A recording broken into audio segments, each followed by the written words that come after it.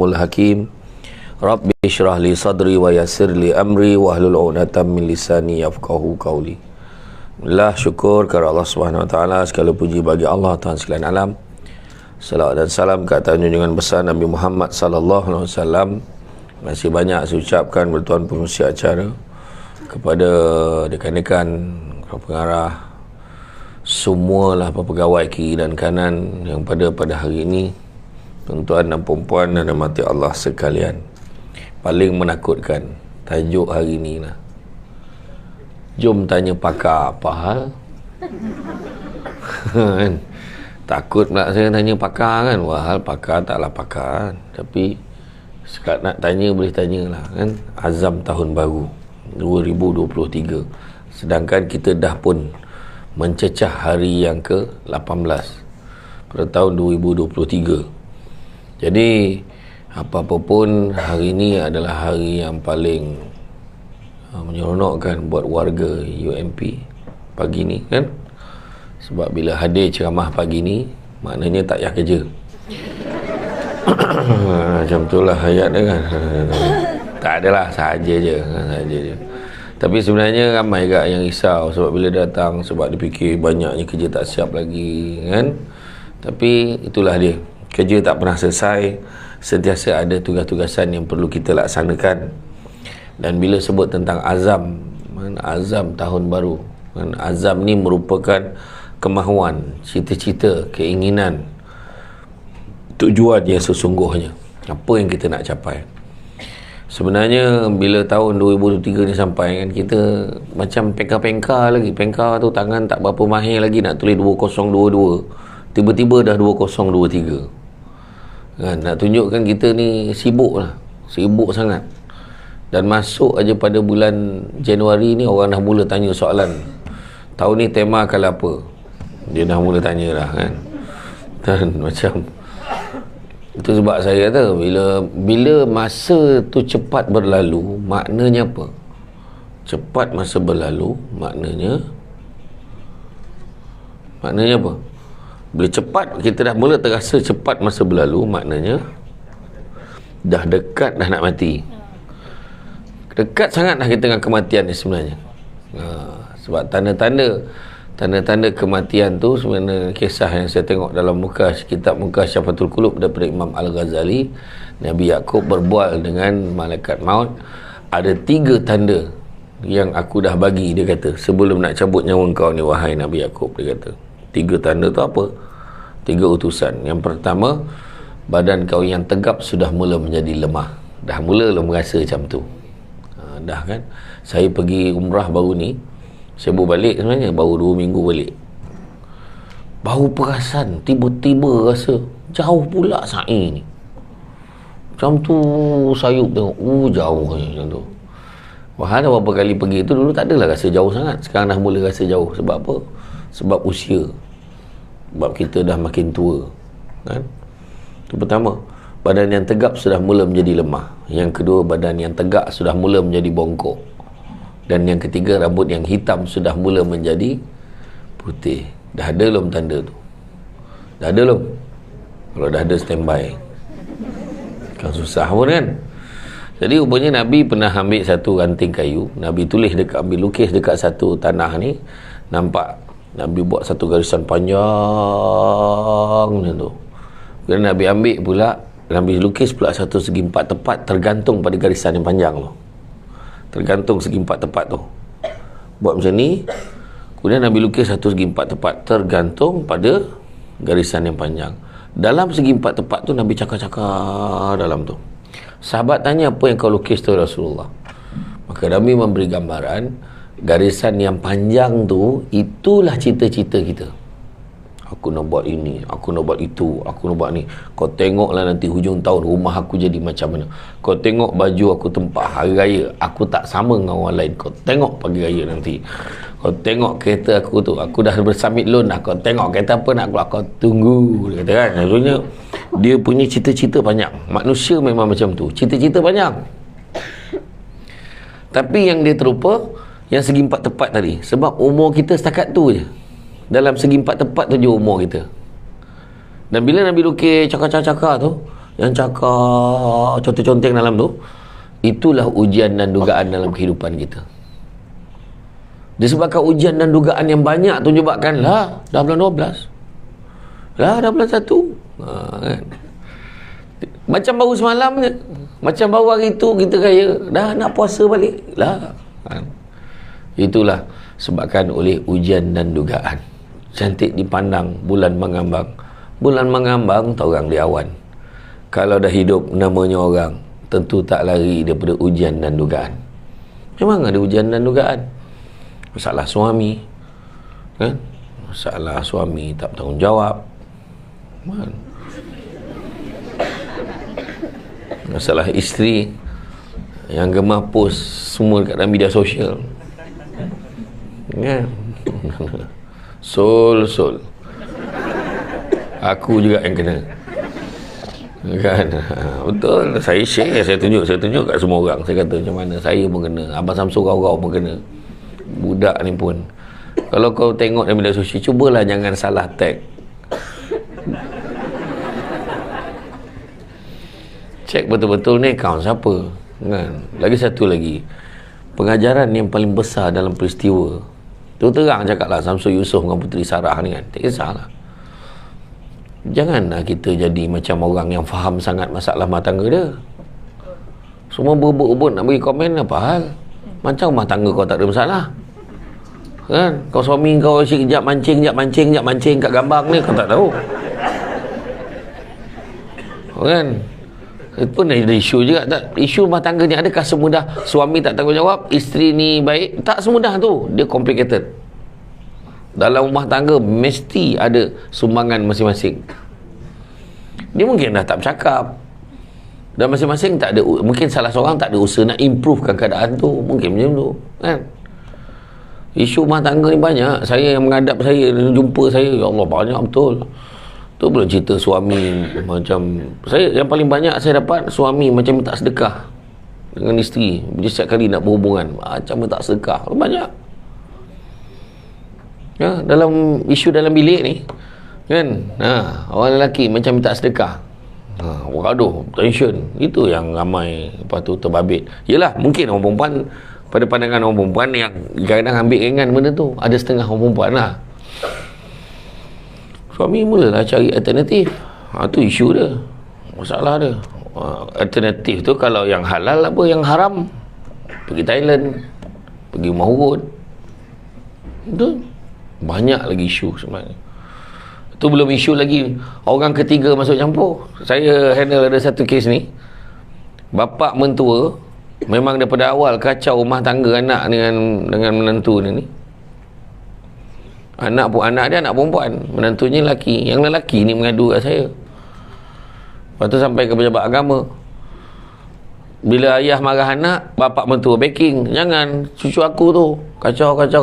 Akhirnya dia kata, kalau kau ni, dia cakap dengan anak perempuan ni, hajat di hati ayah ni nak sangatlah, sebelum ayah lelapkan mata, kau bercerai lah dengan lelaki kau. Bayangkan seorang bapa boleh buat macam tu, kan? Sedangkan biduni baksin dilarang semua sekali. Kita ni mohon cerai orang perempuan, ingat tu, dilarang semua sekali, melainkan oleh sebab-sebab yang diizinkan. Sebab salah satu sebab yang diizinkan, buka dekat belakang sijil nikah kita tu ada lafaz taklik, kan? Sekiranya apa, yang itu boleh. Tapi kalau sesaja cerai tak boleh, haram bau syurga. Bayangkan, nak bau syurga tu pula 500 tahun perjalanan. Dah terbau dah. Sebau pengsan. Jadi azam tahun baru yang pertama, taat perintah suami.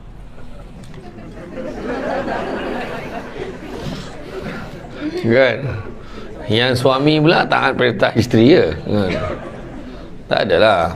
Kita berusaha untuk improve. Itu yang sebenarnya lebih baik, untuk improve ke hubungan kita antara satu dengan yang lain, kan? Jadikan percintaan suami isteri itu lebih menarik, macam tu, kan? Sibuk jadi jururawat, kan?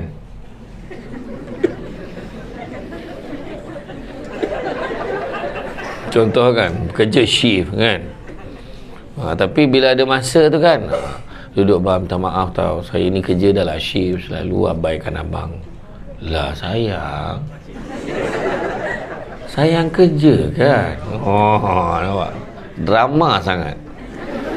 Ya tak, ni saya cakap betul. Kadang-kadang kita communicatekan benda tu supaya benda tu difahami. Faham? Macam tu lah. Jadi kita dalam rumah tangga ni tu lah, orang lelaki kena ingat, lelaki dengan perempuan. Lelaki, menurut ulama terdahulu, lelaki ni ibarat tulang yang lurus, perempuan pula ibarat tulang yang bengkok.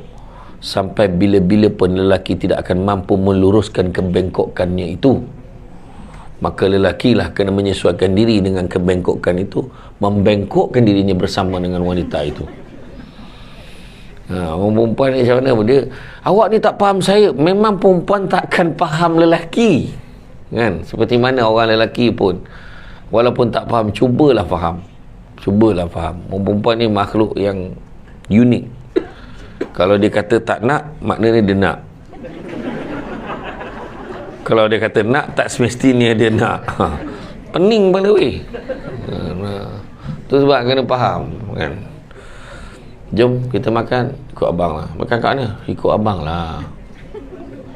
Yelah, kita makan kat ni, makan ayam goreng kan, ikut lah. Makan ayam tak makan ke? Minum je. Lepas tu makan. Awak tak makan tak apa ke? Bubur ke apa? Sampai kat rumah kan, hari ni sebutir nasi pun saya tak rasa.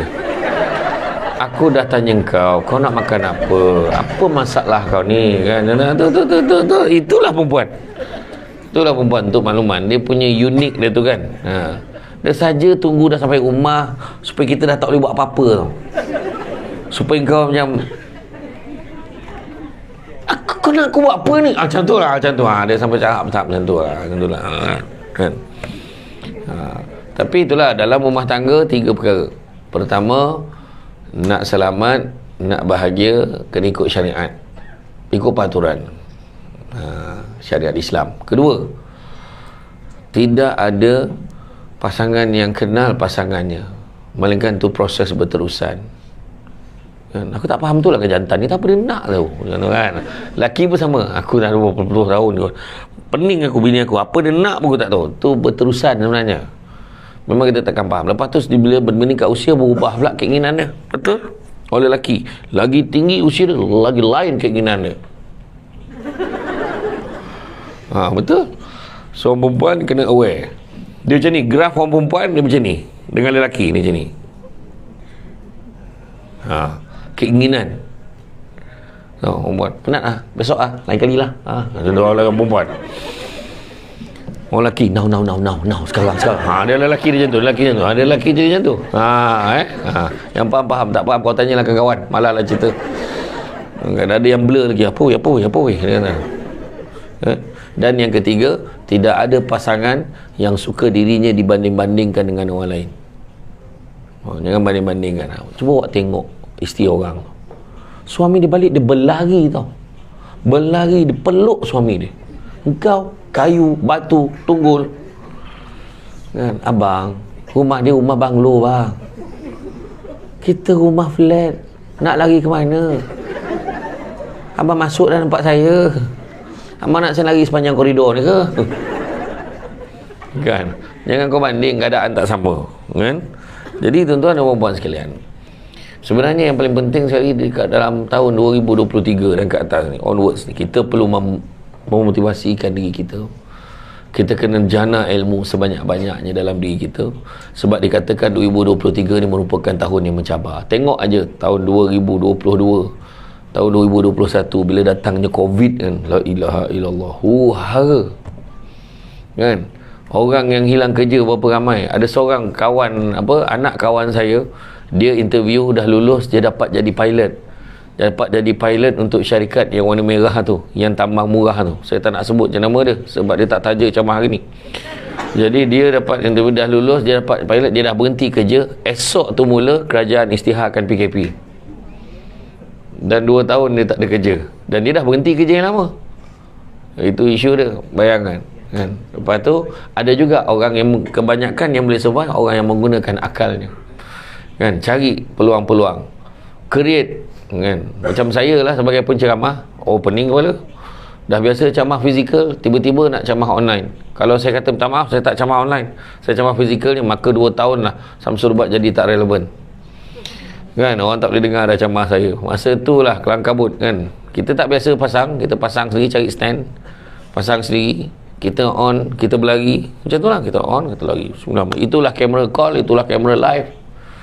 Assalamualaikum warahmatullahi wabarakatuh, bagaimana semua, sihat semua, bla bla bla bla. 2 jam aku camah, kamera tak on. Camah untuk Kementerian Pengajian Tinggi masa tu kat Putrajaya. Ya, orang Putrajaya, apa tak start lagi Samsul Ubat ni. Lepas tu PA pula call, PA telefon pula, miss call kita tak nampak. Kita bercakap 2 jam. Saya baik petang tu kosong, ulang balik camah yang sama, tajuk yang sama dalam suasana yang berbeza. Petang tu macam suasana pengumuman nak puasa. Hari ni itulah keadaan, cabaran.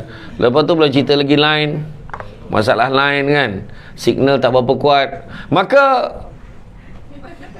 hang kan, tiba-tiba kan tak bergerak, ada gambar keras saja. Anak-anak PDPR problem, betul, ujian, mana kita banyak belajar dah. So gunakan akal kita. Ada orang yang mau optimal, ada orang dia pilot, sudahnya dia viral, dia punya perniagaan tu nasi lemak pilot kan, viral dengan pakaian pilot dia apa semua tu, dengan cap dia tu, dia buka kedai, ramai orang datang kan? Sebab menggunakan akal fikiran kita. Sebab orang yang bijak akan sentiasa nampak jalan pada setiap masalah, bukan nampak masalah pada setiap jalan. Tu dia. Jadi alhamdulillah, so kita kena gunakan akal. Tu sebabnya disebutkan kekayaan yang paling besar adalah akal, kemiskinan yang paling besar adalah bodoh, keburukan yang paling buruk adalah terpesona pada diri sendiri, dan semulia-mulia perbuatan adalah akhlak yang baik. Saya tahu tak sempat salin, saya ulang sekali lagi. Kepada yang tak salin tu pun saya faham, sebab dia saudara dengan Abu Hurairah. Abu Hurairah tu dia hafal terus apa Nabi sebut. Jadi saya faham. Tak perlu salin, tak apa. Okay? Iaitu kekayaan yang paling besar adalah akal, kemiskinan yang paling besar adalah bodoh, keburukan yang paling buruk adalah terpesona pada diri sendiri, dan semulia-mulia perbuatan adalah akhlak yang baik. Bila kata kekayaan yang paling besar adalah akal, memang akal akan bantu kita untuk gerakkan apa hidup kita, apa yang kita nak buat.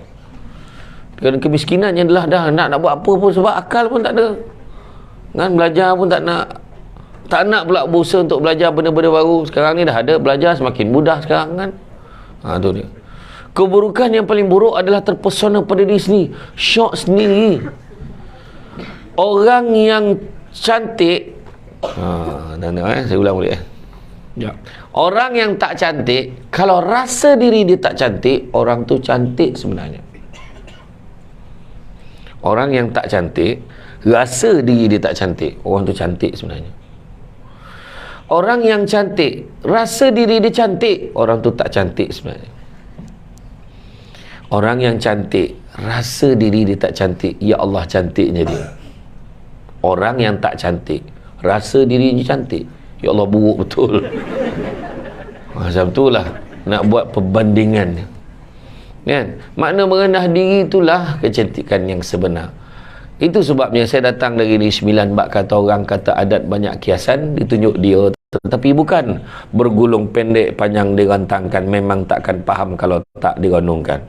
Tengok apa yang disebut oleh Imam Malik. Imam Malik kata nak berjaya dalam hidup kena ada 4 perkara. Pertama, kenderaan yang tangkas. Kedua, rumah yang lapang. Ketiga, pakaian yang cantik. Dan yang keempat, pelita yang menerangi. Dia kata kena ada kenderaan yang tangkas. Apa maksud kenderaan yang tangkas? Adakah kenderaan pengawal keselamatan tadi yang beria sangat, kau bersiren tadi? Dan aku terasa menteri pula aku tadi kan. Tadi kan menyala-nyala jelah masa bila kita nak pakai kan lampu tu kan, time ni lah nak pakai. Wah, orang memang dah ready dah depan tu kan. Jadi mana kata maksud kenderaan tangkas tu bukan kereta, bukan jeep, bukan Pajero, bukan. Tapi maksud dia kenderaan tangkas tu adalah akal fikiran. Sekali lagi, akal fikiran yang cerdas. Itu sebabnya staff kalau boleh sambung belajar, sambung lagi. Kalau boleh sambung lagi. Aku dah sampai PhD lah, ambil lah benda lain kita tak belajar lagi. Ambil bidang-bidang yang pelik-pelik sikit. Kan? Kan? Kalau kita dalam bidang law, kita ambil pula marketing. Kalau kita marketing, kita belajar account saja, sambung account sebab pun nak enhance knowledge kita kan, mungkin. Contohlah. Jadi makna kata sentiasa. Kalau ada seminar, datang. Rugi kalau tak datang. Jadi fahamkan full house hari ni. Standby nak ambil gambar. Aku duduk macam ni lah. Kan? Dalam hati, pandanglah. Dalam hati dia, okey, pandang. Kan? Ya kan? Sekarang ni dalam zaman teknologi ni orang berlumba ambil gambar. Saya tak faham. Orang tua kat masjid tu pun pandai pada dalam telekong ambil gambar. Aku macam ni lah, dia sebelah. Ui, beranjat aku tu. Kan main lagi mini love kawan tu. Kan? Tak padan dengan tua, bayangkan kan. Kan? Sebab apa tu berlumba-lumba kan, share. Nak tengok siapa yang bergambar. Dah bagi orang berdarah tengok. Alhamdulillah dapat tengok Samsul Serbat hari ni kan. Ni dah tadi dah upload dah masuk dah dekat dalam media sosial masing-masing. Alhamdulillah dapat tengok Samsul Serbat depan-depan kan. Lepas tu baca komen, untunglah tu kan.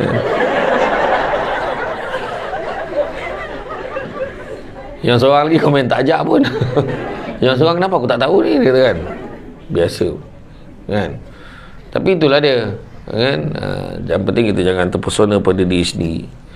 Tapi bila sebut tadi kan, kenderaan yang tangkas, akal fikiran yang cerdas. Kedua, bila sebut rumah yang lapang, apa maksud rumah lapang? Ada rumah bungalow, rumah banglo? Tak. Rumah semedi? Tak. Maksud rumah yang lapang adalah kesabaran yang tinggi. Kena sabar. Hidup kita kena sabar. Suami isteri kena sabar. Jadi staff kena sabar. Bos dapat dekan yang macam ni, dapat pengarah macam ni, memang biasa. Nak buat macam mana? Hidup kita memang macam tu. Dapat datang kursus hari ni, rasa lega sangat, tak payah menghadap bos. Lega weh. Contohlah kan. Ada yang mengunyah tengok aku ceramah. Macam kau tengok wayang, kau buat macam seronok sangat. Kan macam tu lah kan. Tak, tapi betul lah. Tapi kena sebenarnya yang paling penting ilmu dia tu yang kita nak ambil. Rumah yang lapang, sabar. Sabar ni pula ada 3. Sabar untuk meninggalkan larangan Allah, sabar untuk taat perintah Allah, dan ketiga sabar dengan ujian dan dugaan yang Tuhan nak bagi. Kena sabar. Sabar banyak-banyak. Yang ketiga, pakaian yang cantik.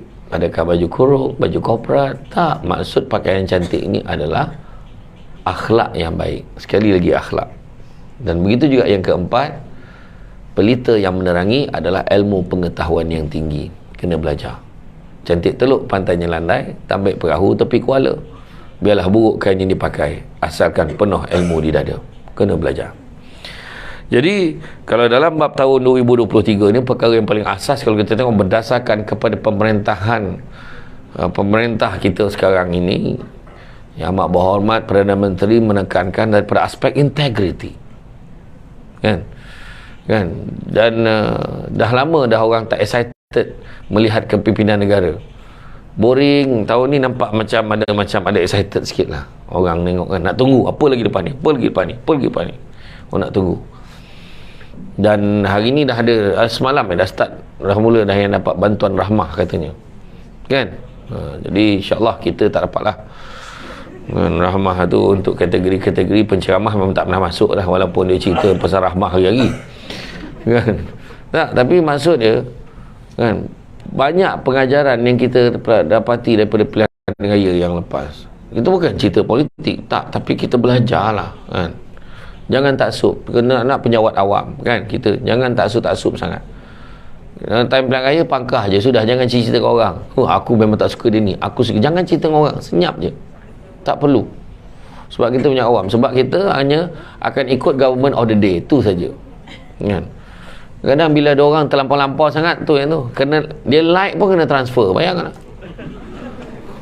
Ada satu hamba Allah kan, pegawai keuangan dekat satu negeri Pasir Berdengung. Saya tak nak sebut negeri mana. Dia nampak orang tu menang pilihan raya, dia like dekat post tu. Dia like, bukannya komen. Kan? Dia like, dia kena transfer. Nah, bayangkan. Tak boleh pula like. Bayangkan. Macam tu sekali lah. Jadi Baru-baru ni Tuhan tunjukkan pilihan raya yang paling unik sekali. Dia pangkah ni sebab tak nak dia ni, dia pangkah ni sebab tak nak dia ni, dua-dua dapat. Itulah unik tu kan. Kan dia beli barang ni sebab dia tak nak ni, tak tahu pula dapat free gift. Macam itulah lebih kurang. Macam tu kan. Jadi macam tu lah tuan-tuan. Tapi apa pun dah sudah. Tak usahlah. Ini masa kita bekerja betul-betul. Bekerja betul-betul. Dan cabaran ni kata integriti. Integriti ni apa? Integriti ni adalah merupakan semua perkara-perkara yang baik. Kejujuran, ketulusan, kekukuhan, keutuhan, itu adalah integriti. Integriti ni berasal daripada istilah engineering, kejuruteraan, binaan bangunan. Integer, iaitu kekukuhan struktur binaan. Jadi sekarang kita nak kukuhkan organisasi kita dengan integriti. Rupanya dalam Islam dah lama ajar dah. Nabi beritahu apa? Allah sangat suka hambanya kalau melakukan satu amal pekerjaan dilakukan dengan keadaan yang baik, teliti dan sempurna. Itu Islam punya standard, baik, teliti, sempurna. Tapi kenapa kita dekat tempat kerja kita kadang ada orang cincai-cincai, buat sekadaran, lepas tu asbol, asal boleh, asbol, lepas tu benda tak sempurna, sengit-sengit. Contoh macam kontraktor lah, kontraktor kan, kita sampai buat rumah pun kita cakap, kontraktor Melayu macam tu lah, ayat dia. Kontraktor Melayu macam tu lah, ayat tu tak sedap. Mungkin betul lah Melayu, sebab kalau kontraktor Melayu Islam tak sepatutnya macam tu. Sebab standard ni mesti yang terbaik, sebab dia jaga kualiti dia, output dia mesti yang terbaik, bukan hanya sekadar janji ada kan. Saya suruh kontraktor tu buat kat rumah saya tu, buat bumbung. Dia tebuk kan, yang ada dia punya tu nak lekatkan dekat dia punya tiang tu kan, dia dah tebuk lubang dulu, steady dia tebuk lubang dulu, sudahnya tak tepat. Sudahnya tebuk lubang lain bagi tepat dengan tu. Berapa kali tebuk lubang, sudahnya tu macam mana? Yang lubang tak persat, tutup dengan skru. Tutup dengan skru, bila hujan lebat menitik-nitik air. Bayangkan, lepas tu satu gata tempat laluan air tu kan, kebetulan dah pasang gata tu hujan lebat. Wah, bagus ni, boleh kita test tengok air macam mana. Hebat gila gata tu. Sebab apa? Air tak turun. Pergi mana air tu? Telan terus air tu. Rupanya bertakung kat tengah tu. Bertakung kat tengah tu, tak apa Ustaz, senang ni. Dia tebuk tengah tu, dia hantar majiran. Ustaz pinjang lah orang sebelah Ustaz. Astagfirullahalazim, kau jangan buat kerja macam ni, saya kata. Cuba kau tengok rumah Cina depan tu. Depan tu kebetulan jiran saya ni bangsa Cina, tengok depan. Ada tak dia buat macam kau? Tebuk kat tengah. Tengok. Tak ada kan? Takkan aku nak ajar kau, pakailah penimbang air tu supaya dia sengit sikit, turunlah air. Takkan tu pun aku nak ajar kau, aku background law tu kan. Oh ya.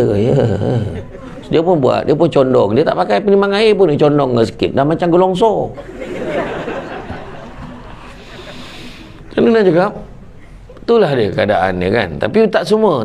Waktu saya jadi host untuk program rancangan bersamamu untuk bantu untuk orang susah bersama dengan Yayasan Budi Ihsan Malaysia dengan TV Hijrah. Kita masa tu kita repair rumah orang susah. Mula kita buat di Johor. Buat di Negeri Sembilan, buat di Rantau, di Jelebu. Rantau satu rumah Seremban, rumah arwah Hamran Tompel dengan di Jelebu. Kemudian selesai 3 tu, selesai dalam tempoh 2-3 minggu dah siap, kita pergi pula ke Pontian. Pontian ada 2 rumah. Selesai Pontian, kita pergi ke Rompin. Rompin Pahang. Lepas tu kita pergi ke Perak. Sekarang nak kita buat kat botol kiri, botol kanan, dengan satu lagi dekat Kuala Kangsar. Lepas tu kita buat dekat Rompin tu, yang orang kampung ambil gambar tu, ambil gambar yang makcik belakang tu tengah senyap ambil gambar, tiba dia bersuara tu, free size. Aku kata, aku faham pula free size orang tua ni kata. Semua orang pandang dia. Jangan apalah free size lah makcik. Alah yang macam ni tu freestyle makcik. Kelakar betul makcik tu. Berai mata tergelap masa tu. Free size, yang depan tu dah lah lebar, kecil hati. Kau nak free size macam mana? Marah. Macam tu lah keadaan dia kan. Jadi masa yang buat tu, yang kontraktor tu, nanti boleh tengok balik dekat dalam YouTube, boleh tengok rancangan tu. Rancangan My House, MIHAUS, My House. Maknanya harta asnaf untuk semua. Macam tu lah kan. Jadi bila dia buat tu, ada yang kita bila dah dia akan tunjuk sebelum dan selepas, dia akan zoom cepat tau. Dia zoom cepat tu maknanya teruk tu kualiti dia. Lepas tu kan kita pakai drone kan, cepat-cepat banyak masalah. Dekat Perak, antara kontraktor kita yang terbaik. Di Jelebu tu pun okey. Kualiti dia buat, dia jaga betul.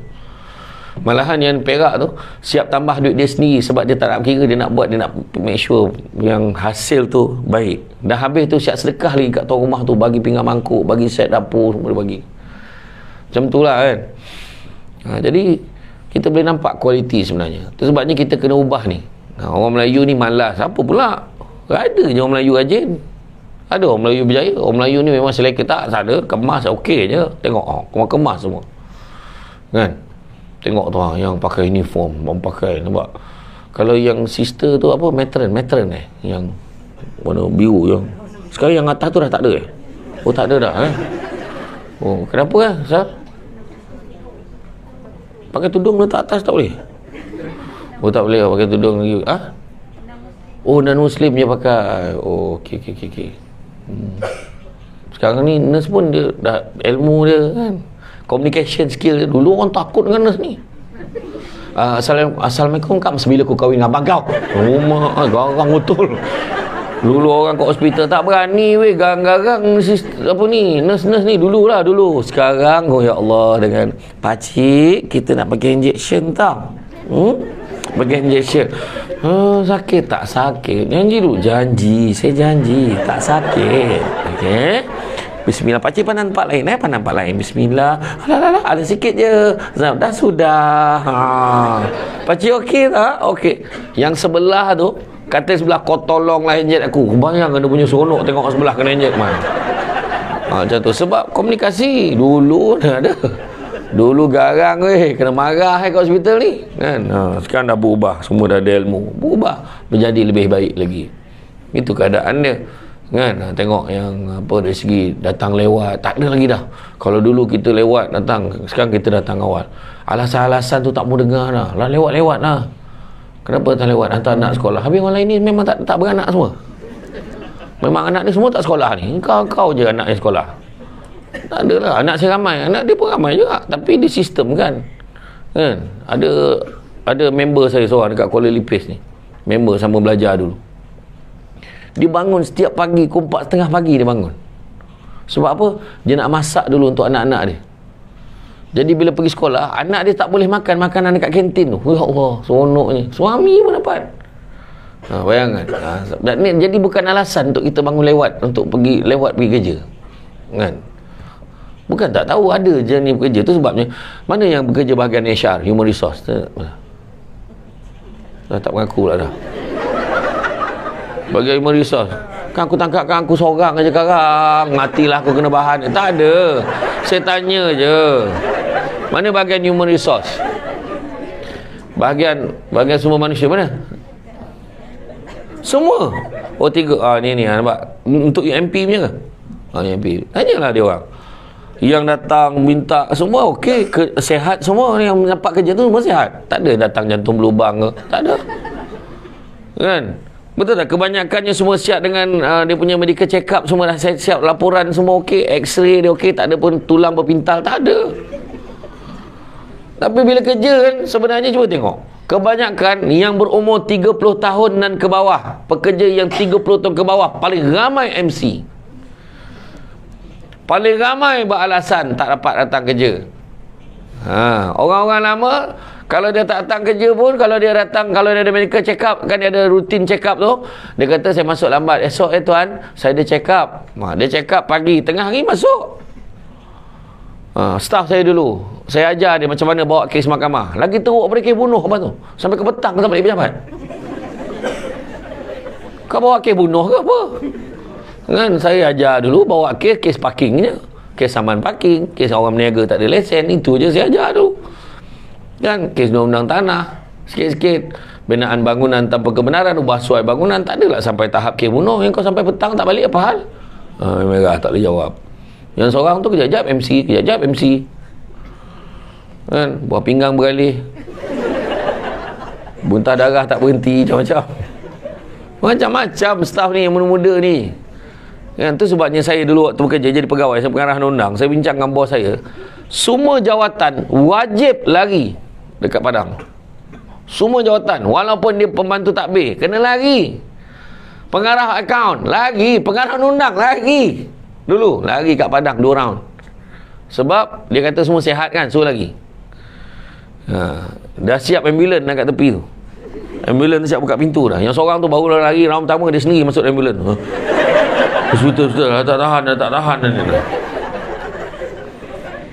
Iyalah kan, kalau ikutkan sihat.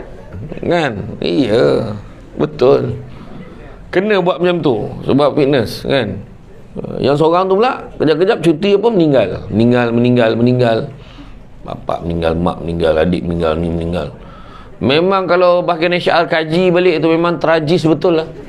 Sebab menurut salah silah tu, dia lah satu-satunya waris yang tinggal dalam keluarga tu. Dah tak ada siapa dah. Habis semua meninggal lah. Dari susun atur tu habis. Susun galuh keluarga tu habis lah. Lepas tu dah jiran meninggal pun cuti juga. Itulah keadaan kita kena ubah tu. Kita kan, disiplin. Kan? Dan begitu juga kan, kalau kita tengok daripada aspek disiplin juga, kita tengok dari segi kualiti kerja yang kita hasilkan. Kan? Kalau tengok integriti ni, the state of being whole and undivided pun kena hati-hati.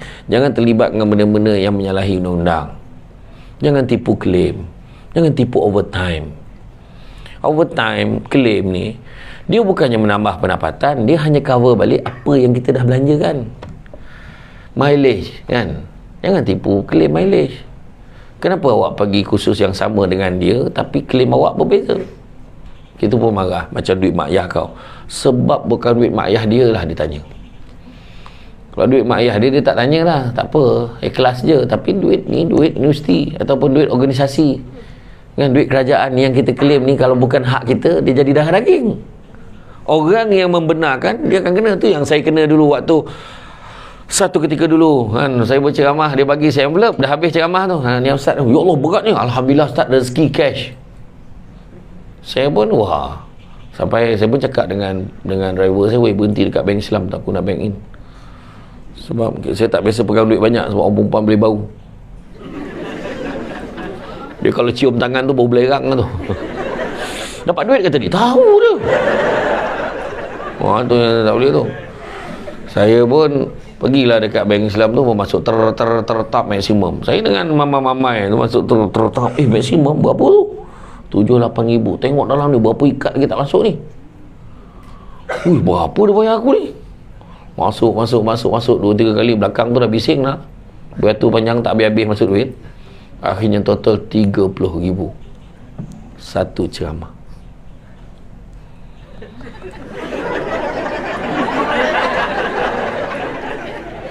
RM30,000 satu ceramah. Saya tak tahulah hari ni bayar berapa, tapi RM30,000 satu ceramah. Saya pun masuk dalam kereta, saya cakap dengan driver saya, wih, RM30,000 dia bayar aku, wih. Oh, bonus, dia kata macam tu. Lepas tu tak sampai 5 minit, telefon bunyi. Hello, Assalamualaikum tuan, minta maaf tuan, salah sampul. Salah sampul. Dia bahagian kewangan bagi duit dekat dia, nak ambil ni duit penceramah semuanya dalam ni. Duit penceramah semuanya dalam ni. Bukan maknanya semuanya duit penceramah. Lepas tu rupanya duit catering tak bayar lagi. Kemah yang kat luar dewan tu tak bayar lagi. Lepas tu penceramah 2 slot sebelum saya tu pun tak bayar lagi. Semua dalam tu. Jadi dia kata, lepas tu saya ni gurau. Dia kata, tuan, nanti tuan kena return balik kat saya. Ada ke saya terima tadi? Jangan tuan, mati saya kena secharge ni tuan. Dia kata macam tu. Dia kata suruh tolak daripada apa yang dia orang bayar saya. Saya kata tak apa macam ni, jangan macam tu. Nanti dari segi audit tak elok, tak cantik. Jadi saya akan pulang semua. Nanti kau bank in balik dekat aku ni berapa yang patut aku dapat. Okey tuan. Memang kecoh agak lah masa tu dalam. Bayangkan kena secharge 30,000, gila ke? Kan kesian kan. Saya ni jenis gurau ada, macam tak ada je tu. Jangan tuan. Saya kalau orang telefon saya lah sebelum ceramah, memang saya jenis gurau. Halo, Assalamualaikum. SD kat mana sekarang SD? SD Samsul Rebat lah, bukan statutory declaration tau. Hello, Samsul Rebat, SD kat mana sekarang? Kenapa Iyalah sekarang kita kat program kat, bukan batal ke program tu? Jangan tuan, jangan. Orang dah ramai dah ni. Ada siapa tak beritahu saya semalam program tu batal? Jangan tuan, penuh dah dewan ni tuan. bos-bos saya semua dah datang dah ni, kata. Dia pula masa tu dah terperanjat kan, dah tak terfikir lah kan, dia tak tahu saya bergurau. Saya memang kuat bergurau, tak tahu kenapa tu. Saya kadang kesal lah dengan sikap saya suka bergurau tu. Ya. Tapi betul kan, bila bergurau tu dia kurang lah sikit stres kita kan, macam tu lah kan. Tapi macam datang, saya ingat last saya datang dekat sini, dekat blok sana untuk student, masa tu suara saya tak ada. Suara saya serak kan. Saya cakap, okay, Assalamualaikum semua, hari ni kita ceramah jangan betulkan memang suara saya macam tu lah suara saya. Tapi sebab memang saya ceramah hari-hari ceramah. Aduh, 5 hari Pahang. Gila betul ceramah kat Pahang hari-hari. Tapi lah bagus lah, mak makan kat Pahang pun best-best kan. Zaman Tori.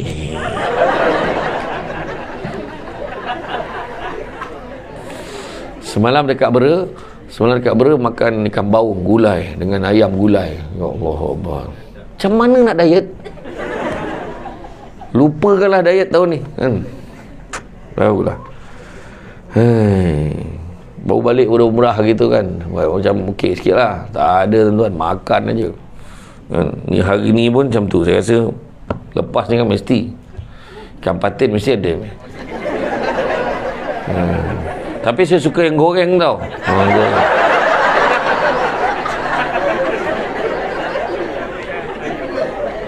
Ni kadang berceramah ni sebut dia bukan dia nak sangat pun, tapi biasanya dapat. Aduh. Iya. Air pun tak dapat pun sekarang cerita. Jadi apa pun kita ni untuk berjaya lah kan, untuk berjaya kita tak boleh ngelak apa nilai-nilai murni kita kena terapkan sebagai orang yang berintegriti. Pertama, jujur. Kejujuran kena ada. Memang saja tukar kau. Dia dah boring kan tu duduk sebelah tu. Nah, yang pertama kita kena jujur, jangan kita menipu kan, dalam kerja kita. Tugas kita jangan tipu. Sebab bila kita menipu, kita tak amanah. Bila menipu tu banyak benda-benda yang tak elok dalam diri kita. Tu sebabnya kadang ada orang detention bila dia bekerja kan. Terima kasih. Oh, yeah. Kan saya cakap, bila kita cakap kita dapat. Patin goreng tu, bismillahirrahmanirrahim. Jadi jujur itu dia, baik kita cakap kan, baik kita cakap. Daripada sorok-sorok lepas tu sini-sini buat apa kan, cakap tu terang. Jadi jujur, jangan menipu. Lepas tu kita kata kalau lambat, jangan tipu. Kan, dah lambat lah. Itu sebabnya sebenarnya mesin punch card ni menyebabkan staff jadi tension, dia terkejar-kejar. Sebenarnya bagi flexi time pada staff dah lah. Staff datang lambat sikit 8-5 minit, dia baliklah pukul 5 minit kan, macam tu je. Jadi dia akan relax pergi kerja, relax, dia tak ada tekanan. Ini terkejar-kejar, nak cepat, mama dah lambat dah ni. Mama saja duduk gambang, mama saja nampak aku. Mama dah lambat dah ni, cepatlah sampai sekolah. Halah, kenapa? Kasut stokin tinggal kat rumah, kau bayangkan. Dia kaki ayam datang naik kereta tu. Pernah tak berlaku? Pernah tak? Pernah kan, pusing balik ambil kasut jadi lagi lambat kan. Kenapa ni? Sebab tadi kelewatan. Anak saya bolehlah time tu dia tertinggal kasut, memang salah saya lah, mengaku je. Jujur. Yang kedua, amanah. Amanah kena jaga. Pergi ke pejabat, kita bawa anak kita, kau duduk dan diam, mama banyak kerja ni nak kena siap, kau duduk dan diam. Nak ambil kertas orang satu, kertas tu pejabat punya, hilang amanah gitu. Bagi pen seorang sebatang, dakwat setiap titik yang keluar tu, hilang amanah kita kena jaga. Amanah kena ada, jaga benda tu. Kadang kita nampak benda tu kecil, kalau benda kecil pun kita tak boleh jaga, benda besar lebih lagi lah kita tak boleh jaga. Yang ketiga, jaga hubungan satu dengan yang lain, jangan saling jatuh-menjatuhkan. Tahun 2023 ni kita nak baik-baik semua, kita kena rapatkan hubungan kita kena bersatu, jaga organisasi kita.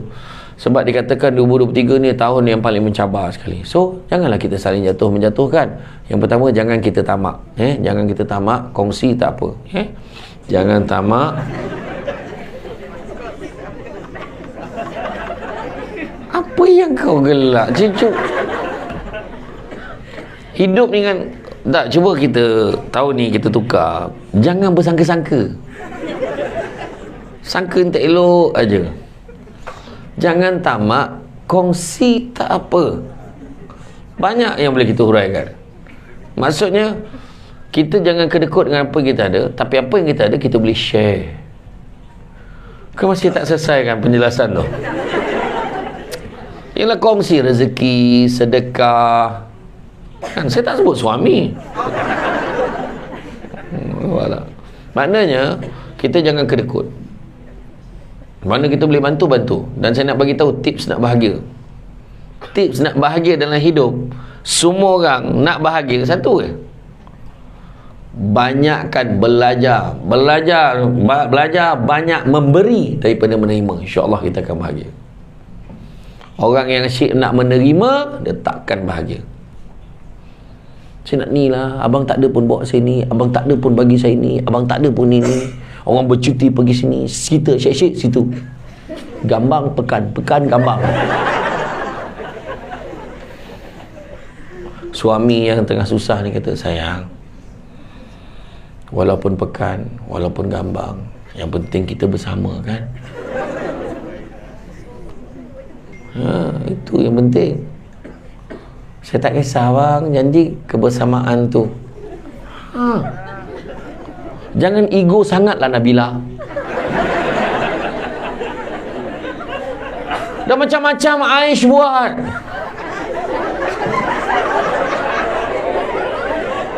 Aku tak tengok ada dalam TikTok tu orang share. Kan? Geram pula orang ni share tak je baik lagi, orang ni share tak agak baik lagi, apa masalah dia tu? Kan? Tengok tak cerita tu? Dalam TikTok pun tak tengok. Alah, budak tu berlakon cerita apa dulu? Tentang bulan.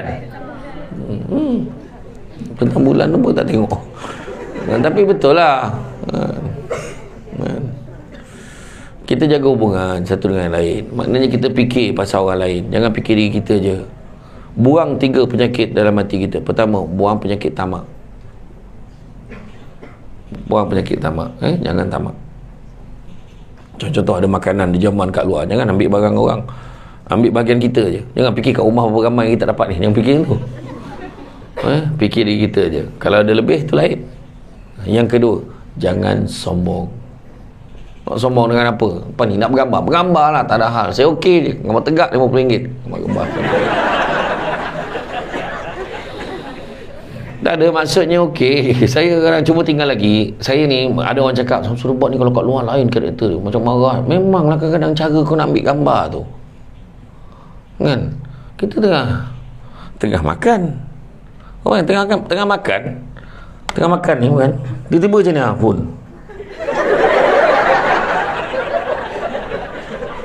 Dia pun macam ni. Saya pun pandang. Bila saya pandang, tak ambil gambar, tak boleh. Dia mana cakap dah. Macam mana tak berangin aku tu kan. Anak saya sampai cakap apa? Bah, dia ni tak boleh tunggu kita habis makan ke? Macam tu.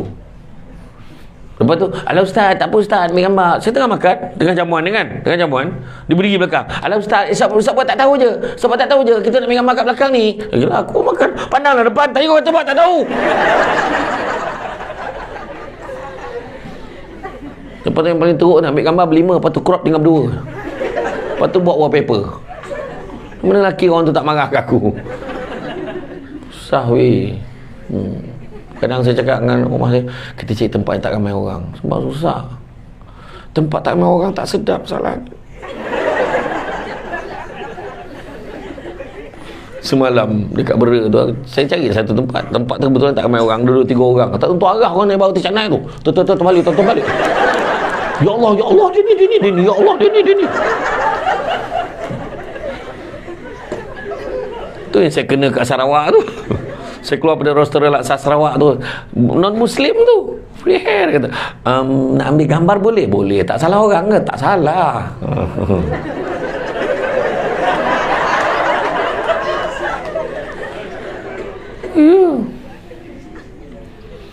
Macam-macam nama sebutnya. Tak salah Hadi Putra kan? Saya kata bukan. Tapi saya tak adalah terbawa-bawa sangat bila dia panggil saya Hadi Putra tu. Tapi saya masuk dalam bilik air tu, cek jugalah tang mana kan, tang mana.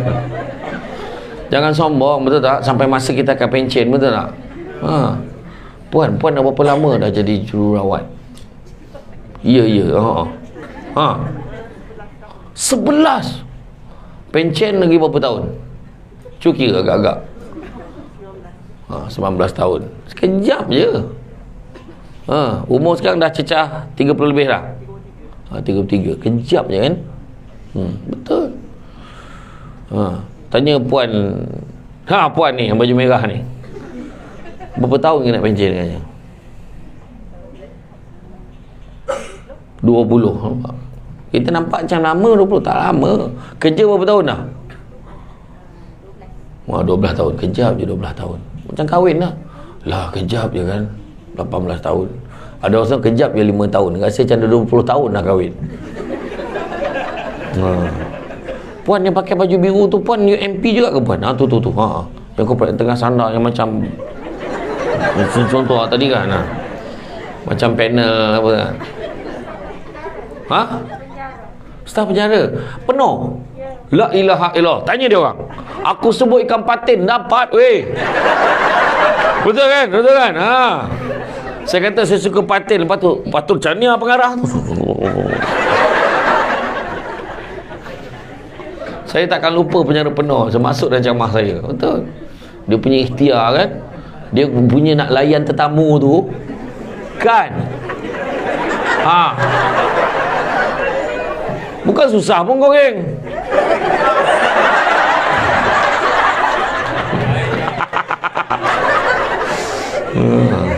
Tak adalah, saya saja je. Tapi 4 kali sebut dah kan. Jangan kita sombong. Sombong tak ke mana? Belagak tak ada. Macam penyanyi-penyanyi ke apa semua kan. Sampai masa dia penyanyi hebat dulu, suara dia tinggi. Sampai masa dia masuk ke Gawar Gaza, minta nyawa nak nyanyi lagu sendiri. Pelakon hebat macam mana pun jadi hero. Sampai masa berlakon jadi ayah dah. Datuk Rosyamno marah betul bila aku petik nama dia. Kan Rosyamno kan dulu kan jadi gangster, jadi hero, jadi apa, hero Malaya orang panggil. Drama tiap-tiap minggu buka dia je jadi hero. Sampai masa dah berlakon jadi ayah kan, berlakon jadi atuk dan sebagainya. Sampai masa kena terima hakikat kan. Itu sebab kadang Tuhan bagi kita dalam hidup kita ni, Tuhan tak bagi semua. Tuhan kalau ada 10 benda tu, 7 Tuhan bagi, mungkin 3 Tuhan tak bagi, itu je. Tuhan bagi kita ni handsome mungkin, tapi gemuk contoh. Tuhan bagi contohlah, Tuhan bagi kita bahagia, tapi mungkin ada anak kita seorang tu adalah sakit-sakit tertentu contoh. Dia tak sempurna semua, tapi bukan kata benda tu tak baik. Allah Ta'ala beritahu juga, la yukallifullahu nafsan illa usaha. Allah tak akan timpakan sesuatu melainkan sesuai dengan kemampuan kita. Jangan sombong-sombong. Belagak macam mana pun. Bayangkan takkan masuk syurga orang yang sombong tu, walau kalau dalam hati dia tu ada kesombongan walaupun sebesar biji sawi. Tak masuk syurga. Buat apa nak sombong-sombong? Kan? Sampai masa Samsul debat ni, tu orang masih bising macam-macam. Ada masalah juga tu. Ramah aja dia kata.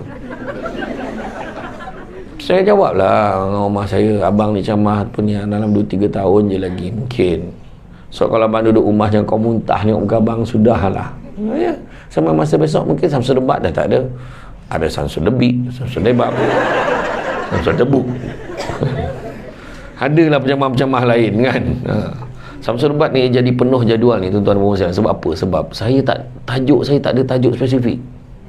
Motivasi saya, masjid pun saya, pasal tata tertib pun saya, sebab saya dulu kan pengarahan undang kan, subjek tentang pemahaman undang-undang pun saya, kompetensi keusahawanan pun saya, cara-cara nak berniaga pun saya. Sudahnya semua tajuk saya. Dulu dalam masa bermula saya camah lagi pula. Saya pernah camah kat Jempol tu. Saya tak tahu. Masa tu tak ada PA. Dalam perjalanan saya call. Kak, apa tajuk ini kak? Kelebihan penyusuan susu ibu. Gila. Break emergency aku tu berjalan tu. Apa hal tajuk ni pula bagi kat aku? Betul. Rupanya hari tu hari penyusuan susu ibu sedunia. Buat dekat hospital Jempol kerjasama dengan Federal Raja Alias. Buat dekat Dewan. Aku mengelabah masa tu. Nak buat macam mana ustaz? Dia nak ustaz kat bawa tajuk tu. Aku telefon lah. Telefon Ustaz Nur Azman Ahmad, kaunselor Agama Islam Negeri Sembilan masa tu. Minta dia share sikit point. Tanya Ustazah Hazlina. Dia pun bagi point dia 3. Saya pun check dekat Haji Google sikit. Faham? Dapat. Okay. Saya pun pergi. Sampai kat Dewan tu. Semua tu tua. Siapa apa kebuik semua orang tu tua ni masuk dalam Dewan ni. Dah expired memang mondo tak ada kan, tapi betul. Nak dongan juga ada bantai lah. Rupanya betul. Dapatlah saya belajar jugalah masa tu. Rupanya susu ibu ni sebenarnya adalah salah satu cara untuk bantu orang perempuan bagi mentapakkan bentuk badan yang cantik. Oh ya, dia seorang kan. Oh ya. Betul, tanya nurse, betul tak? Bentuk badan perempuan nak dapat curve shape yang cantik, salah satunya adalah susu badan. Caranya bila bangun anak malam-malam nak susu, maka naik kot cara kita pegang anak kita tu, tampung dia tu macam mana? Duduk. Bersela tu macam ni, tampung. Kalau penat pun pandang balik macam tu. Baru cantik badan. Ini botol melambak macam ni. Memang takkan cantik lah badan. Faham? Tak faham sudah. Iya betul. Mengangkat budak tu mencari faham lah. Betul ni cerita betul. Memalas sampai tahap dia punya malas kan. Tidur. Budak tu mencari kan. Allahu Akbar. Okey. Jangan kita sombong. Tak ke mana pun. Orang ni sombong ni dengan dunia. Pertama, sombong apa? Dengan suami. Sombong dengan isteri. Isteri I paling pandai masak hari. Itu tahu tak? I tak main nak makan kat kedai ni. Oh my. Besok sebelah kita makan kat kedai. Faham? Orang rumah dia meninggal malam tadi. Ya. Suami I bagi I duit belanja 3K sebulan. You ada? Oh mak belagak. Malam tu suami mati tercekik sudu. Abang kak mati macam tu kan. Sudah habis hilang 3,000 sebulan. Yang kedua, harta dunia, duit sampai masa habis. Kereta sampai masa jadi lama. Kereta baru berapa lama rasa baru? Sudahnya rasa lama. Dulu saya datang naik Azia aje. Gelak dengan aku. Aku naik kereta besar salah, naik kereta kecil salah. Naik kereta besar apa? Besar kereta sekarang belakang. La ilaha illallah. Naik kereta kecil susah hidup dia sekarang. La ilaha.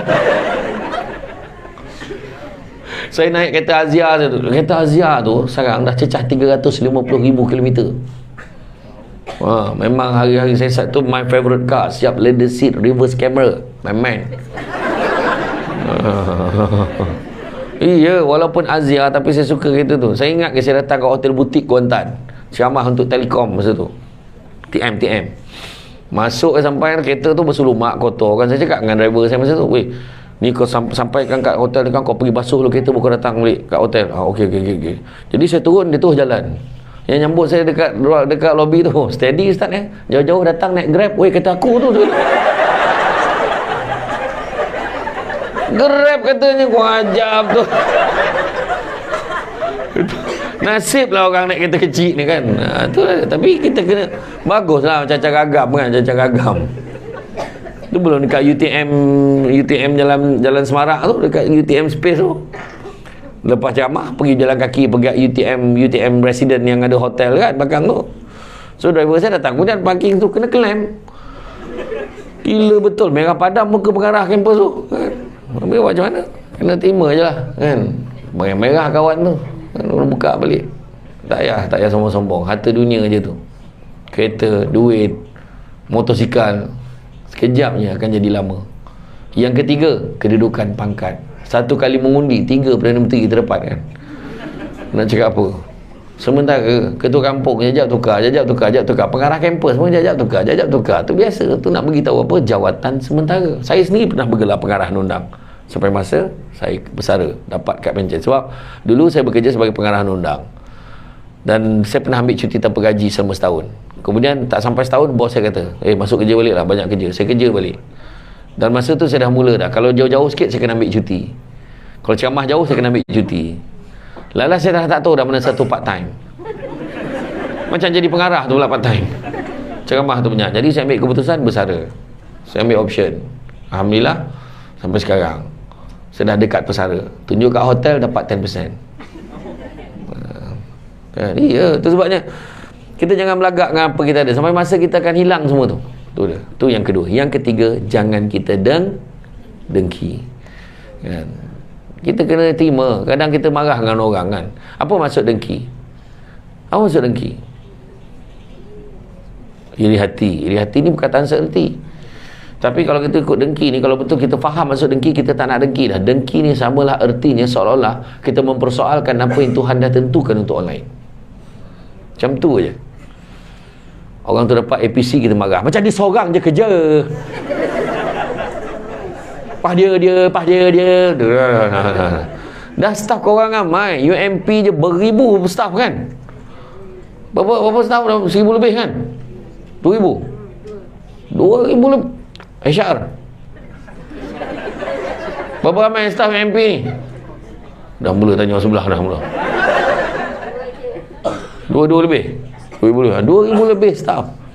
Dalam 2,000 lebih staff tu, yang boleh dapat APC setiap kali tu dalam 7% ya, 7 ke 8% dah.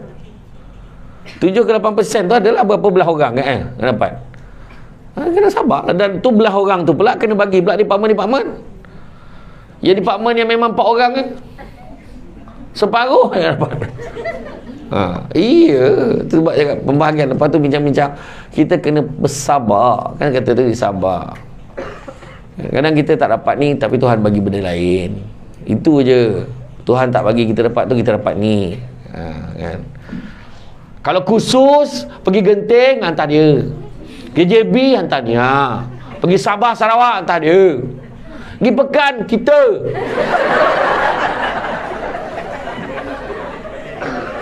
Pasal khusus pun kau marah. Kan? Iyalah, nak macam mana? Kesabar, ada rezeki lain. Kerana Tuhan tak bagi tu, rupanya kita mungkin ada rezeki tu nanti. Sabar. Iya, saya dulu macam tu lah. Jadi pengarah undangan. Asalnya jauh, hantar orang ni. Yang jauh, hantar orang ni. Luar negara, hantar 4. Sudahnya saya dapat pergi Korea. Dapat pergi Korea, apa? Saya pergi Daegu, pergi Seoul.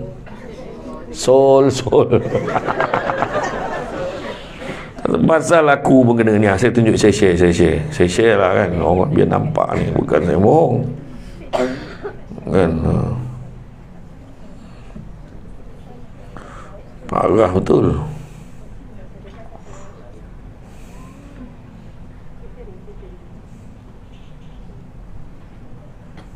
Mana nampak saya tengah syamah dekat bomba dekat Hang Tuah KL. Tak apalah, yang nampak yang daripada depan ni nampak lah. Nampak kan? Dulu minat sangat dengan beliau ni, tapi sejak ada kes dengan Ira, terus boykot camah beliau. Pahal.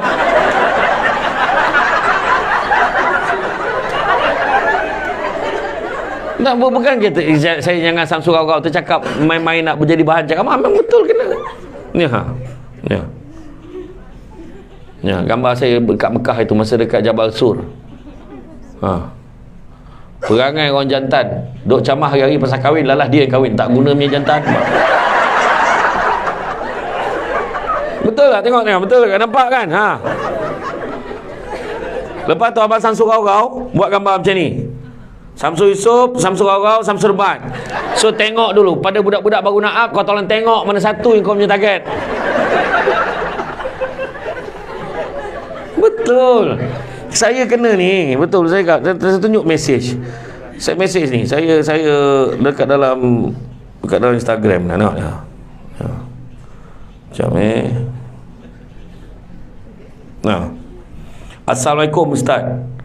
Ni Zakwan Channel. Biar aku sebut ni Zakwan Channel. Assalamualaikum Ustaz. Sampai hati Ustaz kahwin dengan Ira Kaza kan Ustaz? Saya ingatkan Ustaz setia. Anak Pak Samad juga Ustaz nak. Apa hal ni?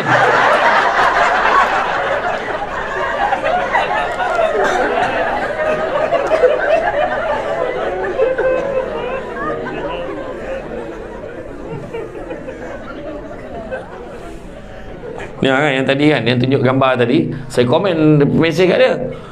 Ui, kata, yang kahwin tu Samsul Yusof, apa pula Samsul Dobat yang kau babit kan ni? Kan? Allahu Akbar, kata. Lepas tu, oh ya ke? Sorry Ustaz, salah info. Senang je kau kan? Kau dah publish, kau dah share. Parah weh, nak cakap apa? Tahulah. Media sosial macam tu lah kan. So, jangan kita dengki dengan orang kan. Ini tak tahulah kau sesaja ke, tak tahulah kan. Tapi cara tu memang sungguh betul. Jangan hari macam masa kahwin sebenarnya dia yang kahwin. Bahal, salah ke aku kahwin? Tak, maksudnya saya pernah kahwin kan. Itu je. Tak, kerana dengki ni, kata Ustaz Said Abdul Kadir Al-Jufri, dengki ni adalah bila orang lain dapat kegembiraan, kita tak rasa apa-apa, maknanya dengki dah ada. Contohlah, dengar-dengar dia naik pangkat, dengar tu, dia tak rasa apa, dengki dah ada. Dengar-dengar dia beli kereta baru, baguslah sekarang loan tak susah pun, dia tak rasa apa, maknanya dengki dah ada. Dengar-dengar anak dia PSA dapat semua A, baguslah, tak rasa apa. Jadi dia sepatutnya apa? Sepatutnya dia rasa gembira. Dengar-dengar dia dapat naik pangkat, dia ke oh Allah, Alhamdulillah, besok kapal senam tak tolongkan dia, happy. Dengar-dengar dia beli kereta baru, ya ke? Dia tu dah lah rajin tumpangkan orang, besok apa-apa senang tumpang kereta dia, tapi si minyaknya bawa tidur. Macam tu. Dengarnya anak dia dapat PSA, dapat semua A, Alhamdulillah kan. Alhamdulillah anak dia dapat semua A. Ada juga anak-anak staf kita yang pandai-pandai ya, macam tu kan. Tapi kalau dengar-dengar dia dapat naik pangkat, tak apa dijilat bos tu, confirm dengki, confirm. Dengar-dengar dia apa beli kereta baru, tak boleh dicuri duit tu. Dengar-dengar anak dia dapat semua A, macam anak dia seorang pandai, confirm dengki. Jangan kita dengki. Itu sebabnya kalau yang anugerah Hikmat Cemerlang tu kan, kalau ikutkan, kalau tak nak apa, senang je, tambah je anugerah lain. Kalau ikutkan Hikmat Cemerlang tu bukan apa sangat. Cuba tengok anugerah Hikmat Cemerlang dapat apa. Pertama dapat apa? Jangan nampak sangat kau nak duit tu. Sijil dulu. Sijil dulu tau. Duit tu iringan dia je tau. Sijil penghargaan tu yang kekal. Duit sebut dulu, duit. Yang kedua baru duit. Maknanya sijil penghargaan dulu. Jadi kita tambahkan sijil penghargaan tu. Bila keluar je senarai tu kan, bahagian HR mulalah telefon kawan dia. Katakan surat tu sulit dan rahsia. Hello, kau nak belanja aku apa? Kau nak belanja aku apa? Kawan pun cakap, belanja apa ni, tak faham lah. Tanyalah, kau dapat APC tahun ni. Mana je kau? Senarai nama kau kat tangan aku sekarang. Ya ke weh? Kau jangan cerita dengan sesiapa tau, sebab surat ni sulit dan rahsia. Sudahnya dah tersebar. Lepas tu mulalah kawan-kawan, bila nak belanja, bila nak belanja, bila nak belanja, bila nak belanja, bila nak belanja, dah tersebar dah, bila nak belanja, bila nak belanja. Tu yang muka dia naik atas pentas tu, terima anugerah tu, muka tak elok. Sebab modal dah banyak keluar.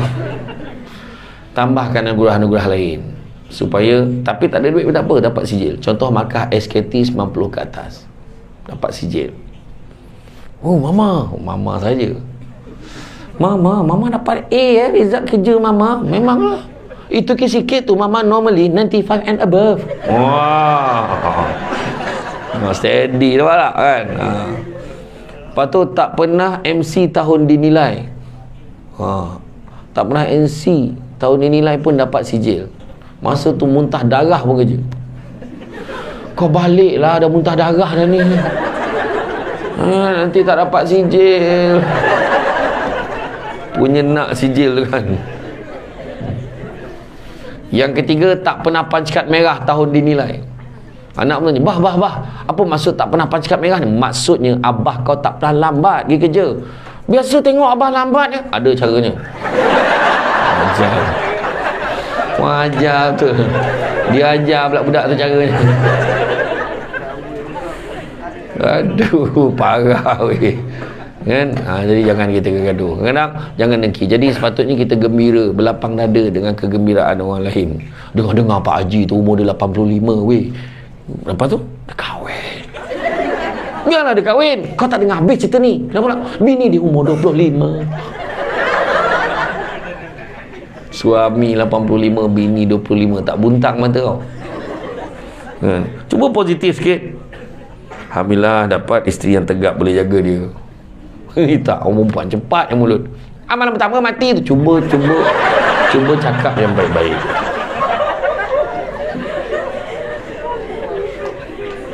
Cuba. Kalau kau tak puas hati, kau tanya perempuan, kenapa kau pilih Abang Haji ni, umur dia dah banyak? Ramai ke orang lain. Yang pertama dia romantik. Dia memang romantik. Dia pandai mesra, gurau. Kalau dia suap kan, bang, tu telinga tu. Kalau tak nampak telinga, kena betulkan sana. Lepas tu makan candlelight tengah hari candlelight, ngalau lalat nama tu. Lepas tu setiap kali saya marah, dia tak pernah balas balik. Dia ada pakak, tak terangan nak balik. Kan contoh lah, tapi bukan orang sini lah, orang tempat lain lah kan. Macam tu.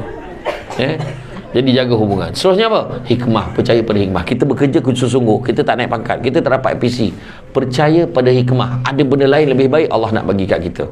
Tanam tabu di tepi rumah, cabut ubi sampai ke akar. Kalau hidup membaca hikmah, selaut garam terasa tawar.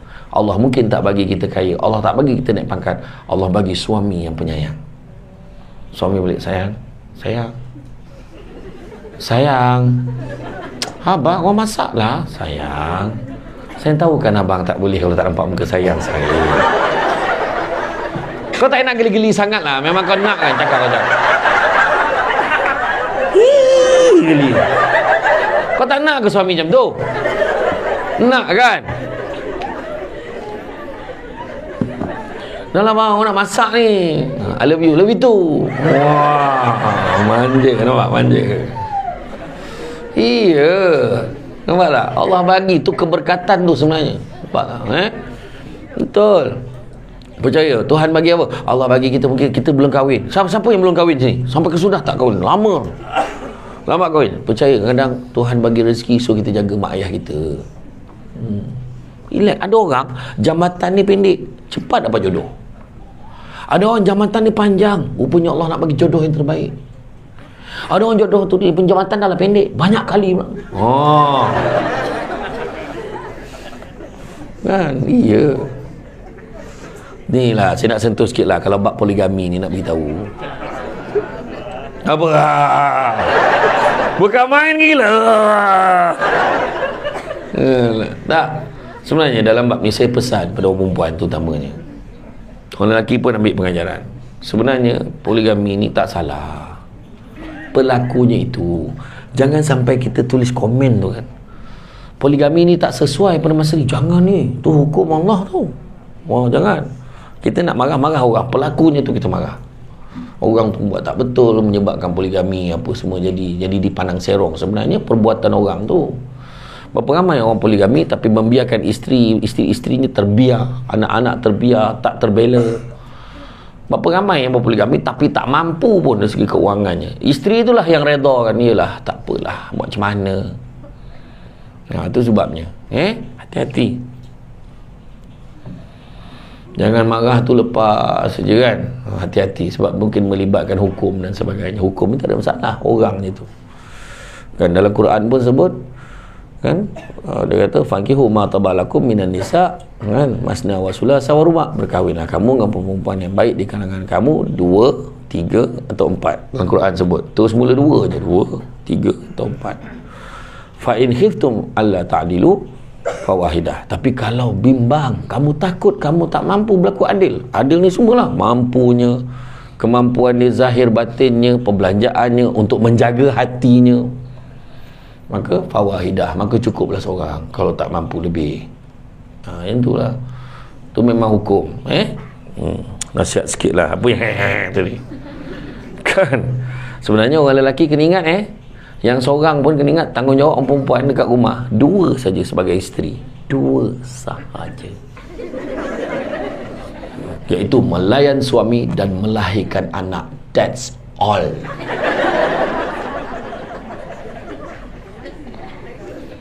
Saya ulang balik. Record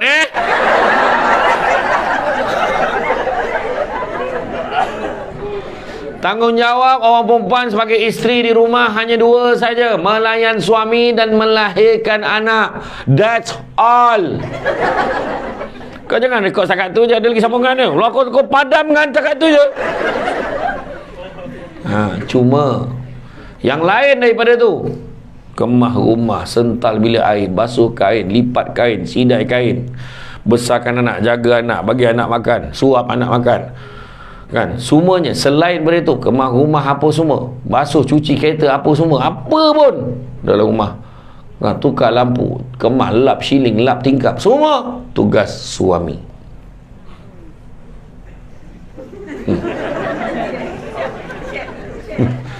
Perempuan macam ni.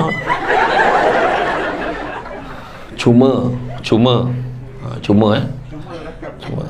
rakam cuma tolonglah sambung rakaman tu, tolonglah. Cuma orang perempuan selama ini memangku tugas suami. Dia tolong buat juga untuk suami, kemas rumah, lipat kain, sental bilik air. Dan orang lelaki kena faham itu tugas kita sebenarnya. Bila kita faham itu sepatutnya tugas kita, isteri kita tolong buat, maka kita kena appreciate. Terima kasih lah isteri abang kemas rumah, abang pun tak dapat nak kemas macam ni. Selalu cakap macam tu. Ni tak terbalik. Kan kerja rumah ni kerja kau, buatlah. Apa hal lah ni? Abang penat nak kerja. Wah, kan? Drama sangat. Betul. Sebenarnya itu adalah tugas orang lelaki. Tapi orang perempuan, dia dah tolong orang lelaki untuk buat benda-benda tu. Nampak tak? Itu sebab orang lelaki kena bagilah untuk orang perempuan ruang. Balik rumah nampak isteri tengah cuci pinggan. Sayang, dah pergi masuk dalam, pergi mandi. Kesian dengan name tag pun tak buka lagi.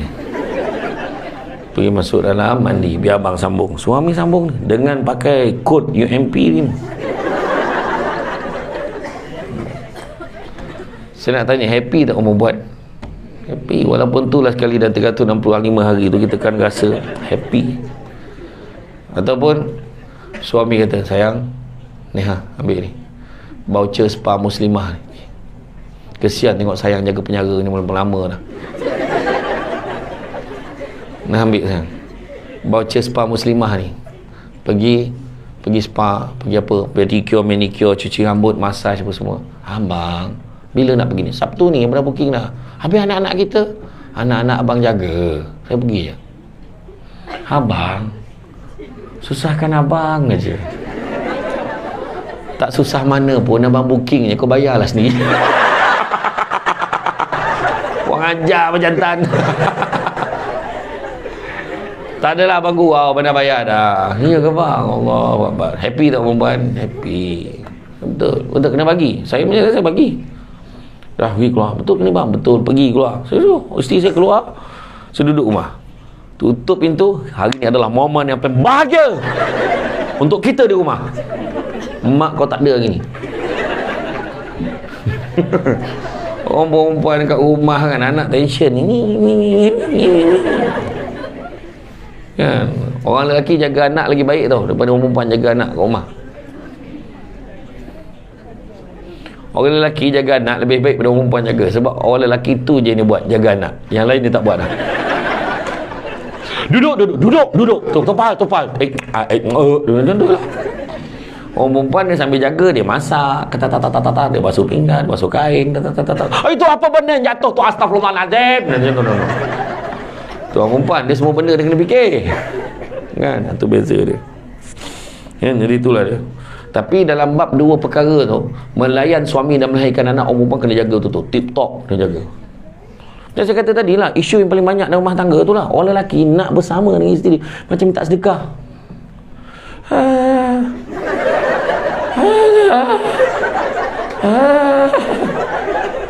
Dah macam zombie tu tengah malam.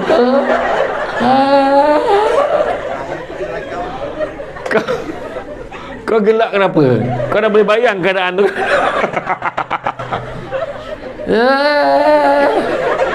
Yang bini sibuk lah. Layanlah suami kamu walau di belakang unta sekalipun. Faham? Tapi janganlah saja kau cari belakang unta. Tapi bilik ada belakang unta cari kan. Betul. Kadang-kadang lelaki buat permohonan, ada dengan ini saya merujuk pada perkara tersebut di atas. Saya dengan ini memohon satu segmen bersamamu mulai jam 9 sehingga sebelum setengah malam. Pohon dipertimbangkan satu slot bersama dengan pihak puan. Sila beri jawapan segera.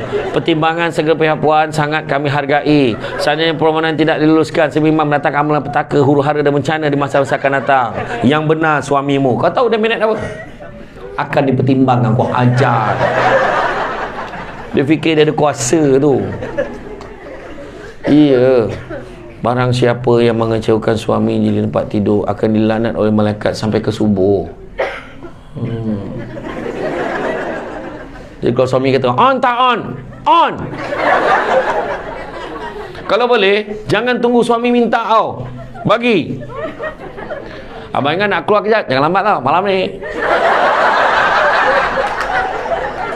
Aku siap bagi guideline kan kau cara dia. Kan. Lepas tu minta tu janganlah sebut clear sangat. Suami pun takut anak dengar. Sayang, jom kita tut. Astagfirullahaladzim. Anak dah astagfirullahaladzim. Pakai kod rahsia yang mana suami isteri je faham. Orang cakap penjara pun dia faham bahasa tu. Mungkin tentera, polis pakai kod Morse. Sayang, apa dia?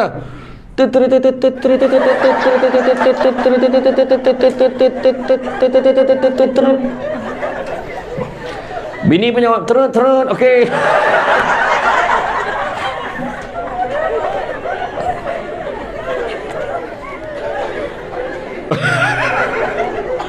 Tapi jangan selalu sangat pakai, takut anak perasan. Sayang, Alung pun cakap, Long, kau tengok Long. Lepas abah cakap tu turun, mesti mak masuk dalam bilik. Dia tahu. Dia dah tahu. Kau kena selalu tukar kod tu. Jangan sama-sama. Okey? Allah, basah tudung kau. Yang kali bawa tolong kuning lap air mata tu. Okey tu saya siamah dekat Ilim Bangi tu berlari akak tu. Kenapa kak? Nak kencing. Tergelak sampai nak terkencing. Kesian tengok. Allahu Akbar. Okey? Kemudian kita dalam tahun 2023 ni kena lebih bertanggungjawab, accountability. Kan? Tadi hikmah ni accountability, maknanya kebertanggungjawaban. Jangan gemar menyalahkan orang aja. Kenapa tak siap kerja? Dia yang bagi file ni kat saya. Saya tak tahu kena buat apa sebenarnya. File ni patutnya dia punya, dia kena settlekan. Ini bukan hal saya, kerja saya lain. Dia kata, salahkan orangnya. Tanggungjawab. Jangan jadi cerita bangau, oh bangau. Kenapa bangau kurus? Kenapa bangau kurus? Ikat tak timbul. Kenapa ikat tak timbul? Ubat panjang. Kenapa ubat panjang? Lembu kebau tak makan. Kenapa lembu kebau tak makan? Sakit perut. Kenapa perut dia sakit? Nasi mentah. Kenapa nasi mentah? Kayu api basah. Kenapa kayu api basah? Hujan turun. Kenapa hujan turun? Kenapa kata panggil? Jadi no, dia saling menyalahkan. Tapi bahagian HR boleh rekodkan lah. Tahniah pada UMP dan semua yang hadir hari ni kerana masih ingat lagu tu. Aku saja ya teh buka kerut. Lepas ni apa? Dalam banyak-banyak binatang tu, binatang yang paling gentleman adalah ular. Dia tanggungjawab, memang makanan aku. 3 kali dia jawab sambil merenung tempat pada mata yang bertanya, memang makanan aku, memang makanan aku, memang makanan aku. Rakaman audio hujung ni dah dipadam oleh Jabatan Rakib Negara. So what? Dia kata. Dia tanya kenapa. Orang nak tak tanya. Bila kita tanggungjawab, orang tak tanya. Itu sebab anak kita pun buat perangai kita. Kenapa hisap rokok? Ayah hisap. Kenapa sekolah sini? Mak suruh. Semua salahkan orang. Kenapa tak siap kerja? Dia ambil buku saya, cikgu. Kenapa kamu ambil buku dia? Dah dia bagi. Yang kau bagi kenapa? Dia minta. La ilaha illallah. Tak selesai. So kena buang penyakit tu. Seterusnya respon positif. Apa-apa juga yang datang dekat pejabat kita, respon positif. Ada sekela, ada arahan-arahan terbaru, arahan terkini, perkilian terbaru. Oh, kita buat dulu. Jangan banyak cerita. Dia tak faham lah kita sebagai pekerja. Dia tak nak tanya kita pun, main buat aja. Jangan. Dia dah bincang lama dah tu. So kita cuba buat dulu. Orang yang bijak nampak jalan pada setiap masalah, bukan nampak masalah pada setiap jalan. InsyaAllah kita buat dulu positif. Adalah benda baik yang nak dicapai dengan arahan yang terbaru ni. Yang best ada seorang, korang yang bermuda ni buat lah, akak dah nak pencen. Itu satu lagi jawapan. Tak habis-habis jawab macam tu kan. Tu kita pun baca balik dalam sekela. Tak ada ketulis dalam tu, kepada nak pencen sila abaikan notis ni. Tak ada pula kan. Tapi itulah ayat ni. Dan seterusnya ikhlas dalam bekerja. Kenapa ikhlas? Sebab bila kita ikhlas bekerja, insya-Allah Tuhan akan bagi ganjaran yang terbaik untuk kita. Kita jangan expect aku mesti macam ni, aku mesti macam ni, mesti macam tu. Tak payah. Tapi bila bekerja bersungguh-sungguh, Tuhan akan bagi yang terbaik untuk kita. Ikhlas melakukan satu amal pekerjaan tanpa mengharapkan apa-apa balasan, wa imma, terima kasih pun tidak diharapkan. Orang kita ni pelik pula. Aku tolong dia ikhlas, dia terima kasih pun tidak. Tu benda tu kena ubah. Sebenarnya tak. Ikhlas lah. Tak ada nak terima kasih pun kita tak nak. Rupanya Tuhan bagi kita terbaik. Contoh macam seorang guru, seorang pensyarah kan, mengajar. Dengan ikhlas kita mengajar. Kita kecewa bila budak tak belajar. So kita ikhlas. Mudah-mudahan dengan keikhlasan kita itu, mungkin anak kita di tempat lain, orang lain pula ikhlas mengajar anak kita. Mungkin macam tu. Macam tu lah. Dan dalam hidup kita ni saya pesan, jangan sibuk nak kejar kaya. Dan tahun 2023 ni aku ingat aku nak jadi kaya. Tak salah, tapi sebab kaya tu sendiri tak jelas. Kaya tu sendiri tak jelas. Berapa baru kaya? Cuba cakap, berapa baru kaya? Dengan ini diumumkan kepada semua staf yang hadir pada hari ini, yang duduk di kursi yang dikhaskan, yang duduk di tangga tidak kira. Contohlah. Dengan ini diumumkan semua staf yang datang sila tinggalkan nama dengan nombor akaun masing-masing. InsyaAllah sebelum jam 5 petang kita akan bank in kan dalam setiap akaun masing-masing sebanyak RM500,000 setiap seorang. Contoh. Jangan minta tau, contoh. Sekarang nak tanya, banyak tak RM500,000? Puan, banyak tak puan RM500,000? Banyak. Rasa berhenti kerja terus dah. Silap-silap option terus. Tapi ada juga, banyak tak puan RM500,000? Banyak puan? Banyak tak? Banyak. Ada setengah orang RM500,000 tu tak banyak. Duit KWSP dia RM500,000. Aku besar tak payah fikir apa dah. Relax, tak payah fikir apa dah. Aku relax berjalan dengan bini aku, keluar duit KWSP. 2-3 minggu lepas keluar duit KWSP, pegang senapang depan bank. Jadi pengawal keselamatan. Cuba kamu hina karier tu. Maknanya tak cukup. Duit tu kena pau dengan anak-anak dia. Anak dia sambung belajar nak pakai duit tu. Anak-anak dia nak berniaga pun minta modal dengan ayah dia. Nak kahwin pun minta dengan ayah dia. Tu saya pesan pada siapa yang nak pencen, jangan habiskan duit KWSP, duit persaraan untuk anak-anak. Jangan. Nak bantu sikit-sikit boleh. Ingat masa tua kita. Yang muda dengan sihat mencari duit, yang tua dengan duit mencari sihat. Simpan untuk hari tua kita. Kalau orang nak kahwin takkan tak tolong. Ayah tolong sikit boleh lah. Ayah ni sampai hati ayah, yang sedap engkau teruk aku pahal. Macam tu dia cakap. Macam tu anak-anak sekarang semua nyusahkan mak ayah. Jangan bagi dia ikhtiar sendiri, usaha sendiri. Kan? Betul. Ada orang kaya ni. Saya tanya dia, Datuk, harganya mahal rumah ni tu. Tak adalah, masa sebeli dulu murah lagi. Masa tu baru 4 juta. Aku salah tanya, kita salah jawab tu kan. Ada satu rumah Datuk Seri tu, dia baru pindah rumah. Saya pergi rumah dia, mahal rumah dia tu. Tak adalah, Cik Baik dia bagi kurang, Ustaz. Kalau tidak memang tak boleh beli rumah ni. Berapa dia kurang kan? Alhamdulillah lah, daripada kurang-kurang dapat 5 juta. Macam tu lah. Macam tercekik rasa. 5 juta. Harga renovate 1,5 je. 1,5 je. Mana 1.5 juta. Tak ada mana renovate 1,500. 1.5 juta. Barang-barang dalam rumahnya 3 juta. Barang-barang dalam rumah. Tapi bahasa dia bukan sombong, memang dia orang kaya. Itu pun pada dia tak kaya lagi tu. Ada satu rumah Datuk tu, saya berceramah kat rumah dia, dia bagi saya makan ada satu kopok tu. Macam Ustaz, rasa sedap tak Ustaz kopok tu? Sedap, alhamdulillah. Itulah isteri saya pun cakap sedap. Tu yang kita orang beli kilang tu. Apalah kau beli kilang dia? Kalau dah sedap kau beli banyak, bagi semua orang rasa sudahlah. Bayangkan tu, kilang beli. Macam tu lah tuan-tuan. Itu sebab jangan kejar kaya, tapi kejarlah bahagia. Kerana satu hari nanti kita akan sedar bukan semua perkara boleh dinilai dengan harganya. Yang kedua, ingat, Nabi pernah sebut, anak-anak Adam kalau diberikan 2 lembah emas, akan minta lembah yang ketiga. Tak pernah cukup. Tapi Nabi juga pesan, cari rezeki yang halal. Yang halal itu cukup buat kamu. Itu target kita tahun ni. Cari rezeki yang halal. Yang halal cukup buat kamu. Dan Nabi juga sebut, manusia yang paling kaya adalah manusia yang merasa cukup dengan apa yang dia ada. Maksud cukup adalah kita bukan nak kejar kekayaan, tapi kita nak kejar keberkatan dalam rezeki kita. 7 tanda keberkatan rezeki. Yang pertama, sikit rasa cukup, banyak boleh kongsi. Once again, kongsi. Maknanya sedekah. Yang kedua, rumah tangga kita rasa bahagia.